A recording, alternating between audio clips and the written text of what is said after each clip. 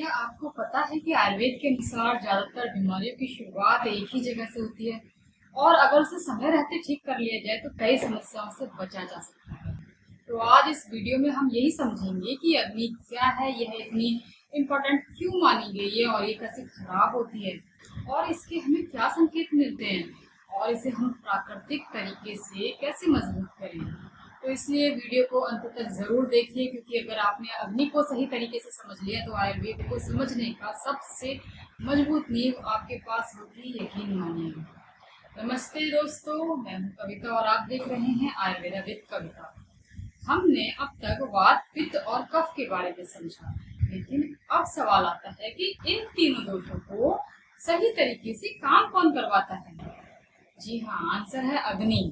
आयुर्वेद में अग्नि को केवल पाचन की शक्ति नहीं माना, बल्कि पूरे स्वास्थ्य की नींव माना है।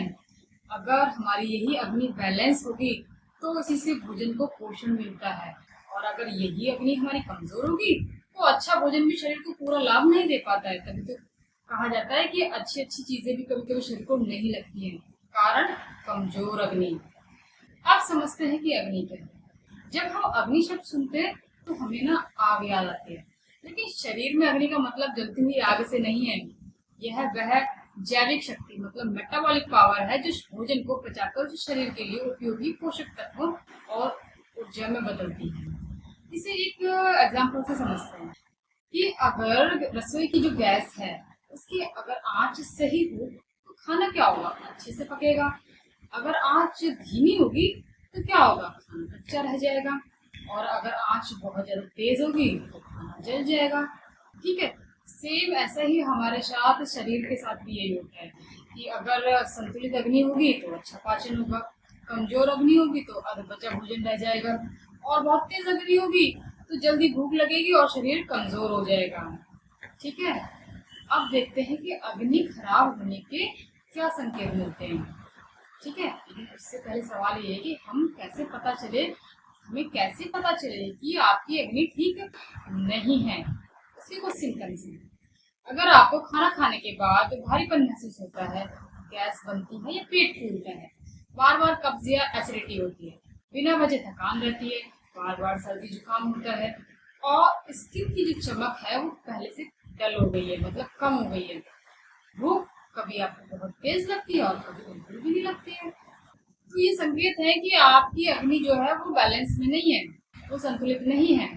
और अगर ऐसा लंबे समय तक चलता रहे तो शरीर में अधपचे भोजन से आम बनने लगता है, जिसके बारे में हम अगली वीडियो में विस्तार से बात करेंगे।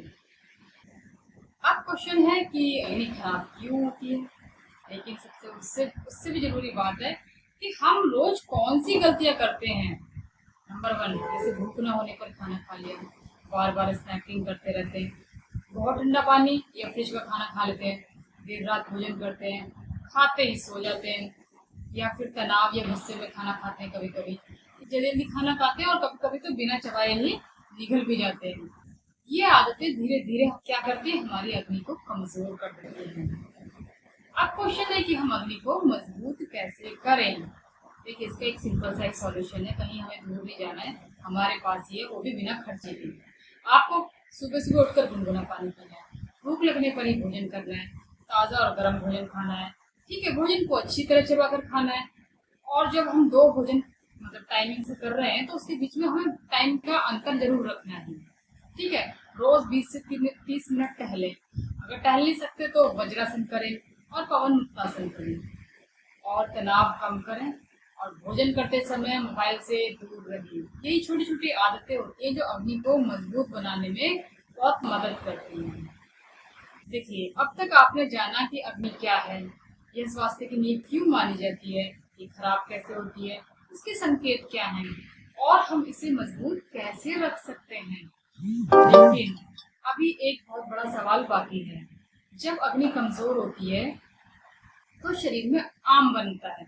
ठीक है, और ये आम क्या क्या होता है, क्योंकि यही जो है ये पुरानी बीमारियों की जड़ बन सकता है। इसी विषय पर अगली वीडियो होगी, तब तक आप इंतजार करें, और अगर ये वीडियो पसंद आई हो तो इसे लाइक करें, शेयर करें, और आयुर्वेदा विद कविता को सब्सक्राइब करना बिल्कुल भी ना भूलें। तब तक स्वस्थ रहें और आयुर्वेद अपनाएं।